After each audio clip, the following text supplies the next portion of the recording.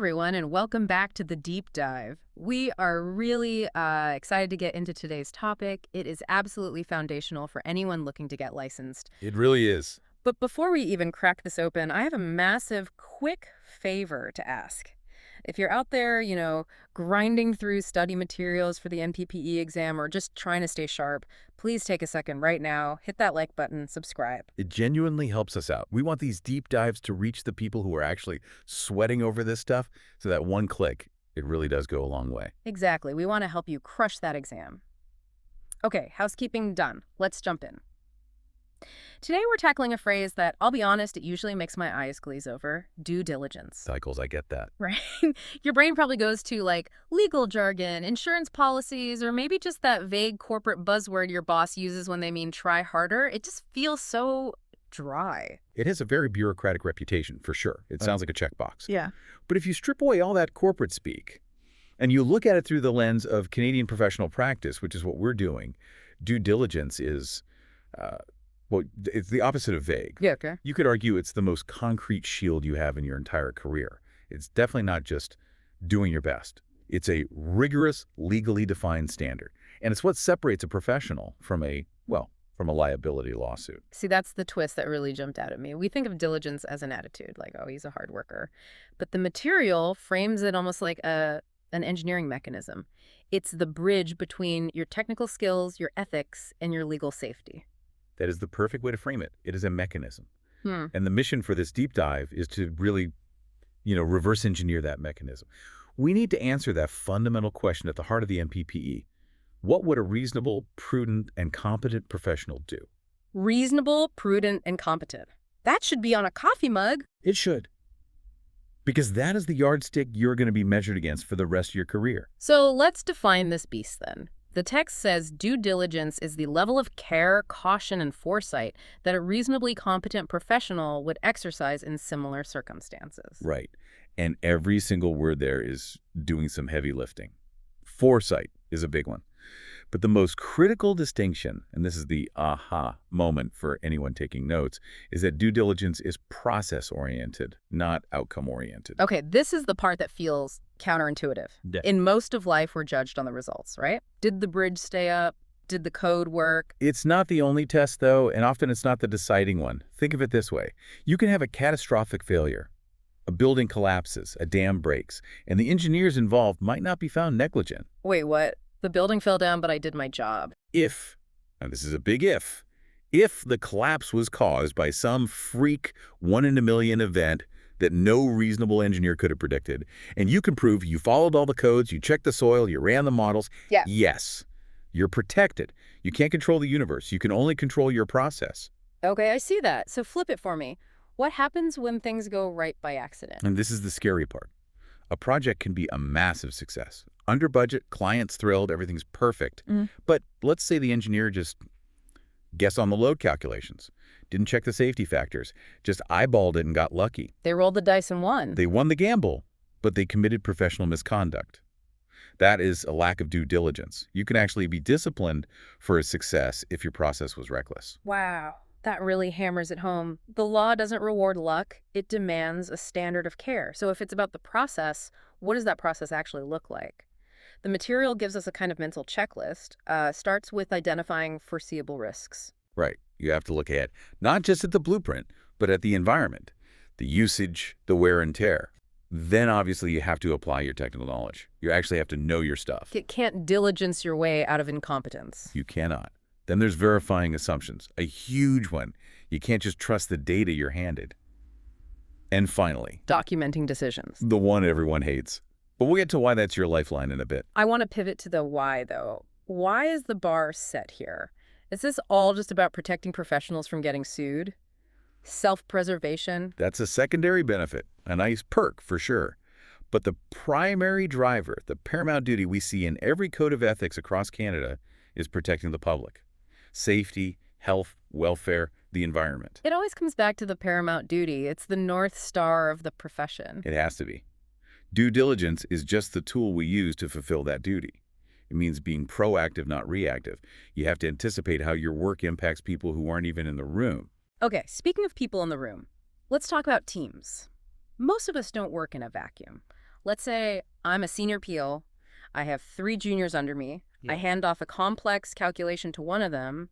They mess it up. A crack appears. Ah, the classic delegation trap. It Right. catches so many people. My gut reaction is to say, hey, I didn't do the math. They did the math. Go talk to them. And the disciplinary committee will look you right in the eye and say, we're not talking to them right now. We're talking to you. Here's the rule, and it is absolute. You can delegate the task, Yeah. but you cannot delegate the responsibility. That's a heavy burden. It means you're on the hook for work you didn't physically do yourself. You are. The professional remains accountable. You are the gatekeeper. So the question becomes, did you check their competence? Did you give them clear instructions? Did you review their work? So supervision isn't just having your name on the org chart. It's an active process. Exactly. If you just rubber stamp their work because you're busy, that is a failure of due diligence on your part. That leads us right into the legal weeds. We've thrown around the word negligence. I always picture negligence and due diligence as these two forces fighting over your license. That's a great way to see it. They're opposites on the legal scale. Negligence is when you owe a duty of care, you breach that duty, and that breach causes damage. Due diligence is your defense. It's your shield. The shield against the sword of negligence. I like that. Precisely. It serves two main legal functions. One, it defines the standard of care. It sets the bar. Two, if you get sued, it is your affirmative defense. You stand up and say, I was not negligent because I exercised due diligence. Okay, so if I'm in court, how do they decide? Is it just a vibe check? Lassus. Yeah. Thankfully, no. They look at very specific factors. They'll ask, was the risk foreseeable? Foreseeable feels tricky. In hindsight, everything's foreseeable. And the law acknowledges that. It's not about what a genius would have predicted. They ask, would a competent peer with the same training and information you had at the time have foreseen this? Okay, that's fair. It's peer-based. Exactly.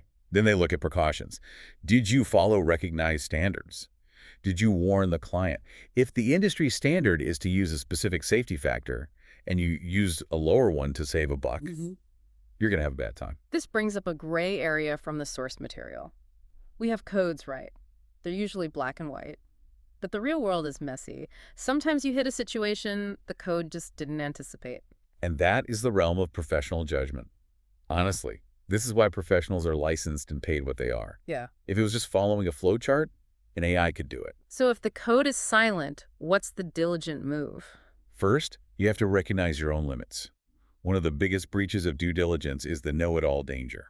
Professionals sometimes let ego get in the way of saying, I don't know. Fake it till you make it does not apply to structural engineering. It definitely does not. The diligent action is to stop. Seek a peer review. Call a specialist. That isn't admitting defeat.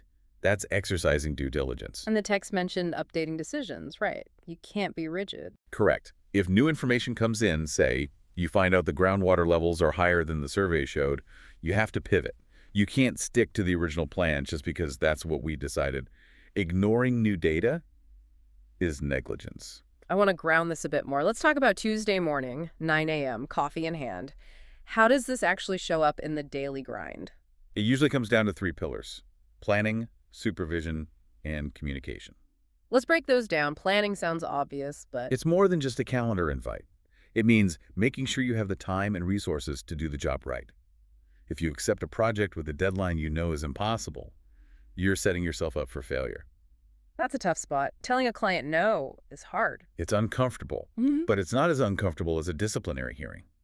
Pillar 2 is supervision, which we covered, and Pillar 3 is communication. The source material had a line I underlined. Silence is incompatible with due diligence. That hits hard. It's a powerful maxim. If you see a risk, you have to speak up. You have to warn the client. It also applies to your assumptions.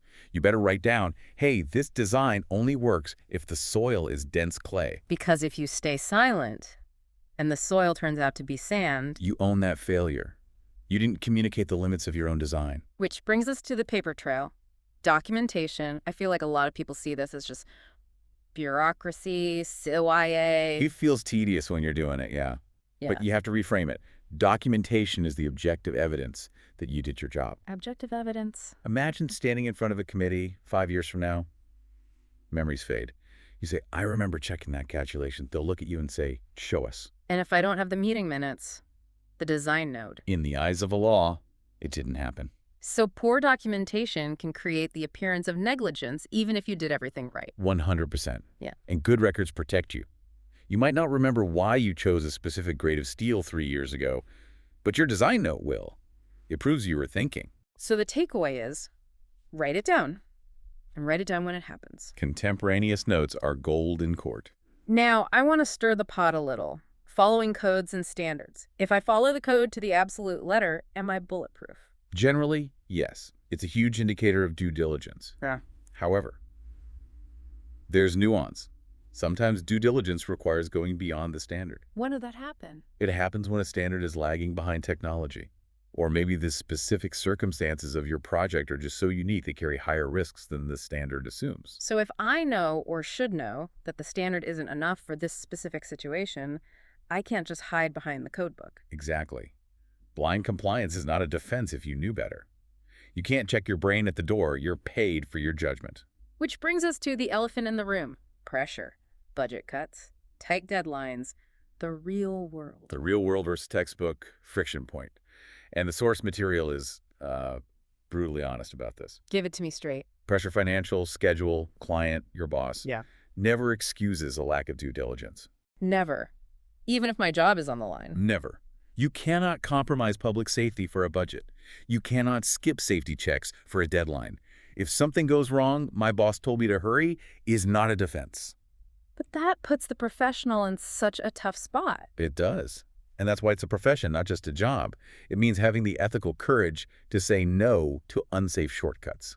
That is a sobering reality check. It's about character, not just calculations. And it's about risk management. It's important to clarify, due diligence isn't about eliminating all risk. That's impossible. Right. It's about the reasonable part again. Exactly. It's about managing risk to a defensible, acceptable level. So if we fail at this, if Yeah. we bow to pressure or get lazy, we're talking about discipline. Yes. The provincial associations take this very, very seriously. Misconduct often looks like ignoring known risks, taking on work you aren't competent for, or just sloppy supervision. And the defense against that is everything we just talked about. A well-documented, thoughtful, systematic approach. That is your best defense. It really does come full circle. It's not about being perfect. It's about being deliberate. Precisely. So let's wrap this up. Due diligence. It's not a buzzword. It's your safety net. It protects the public from harm, and it protects you from liability. About constantly asking yourself, am I acting as a reasonable, prudent, and competent professional would right now?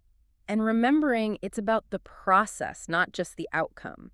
You have to do the work, verify the assumptions, and write it all down. And don't let pressure push you off that path. So what's the final thought you want to leave our listeners with today? Well, thinking about the standard of care, I want you to remember that it is a moving target.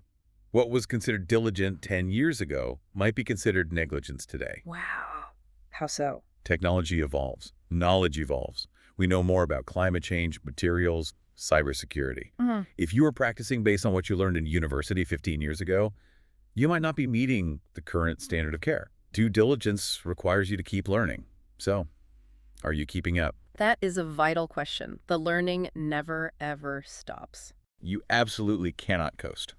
Well, on that note, we're going to wrap up this deep dive. I hope this made the concept of due diligence a little less legal textbook and a bit more real world for you. It's the cornerstone of your career. Treat it with respect. Exactly. And hey, one last reminder, if you want to make sure you are fully prepped for the NPPE exam and you want to hear more discussions just like this one, please hit that like button and subscribe. It really helps us keep the lights on and keep the content coming, and we want to see you be successful on the NPPE exam.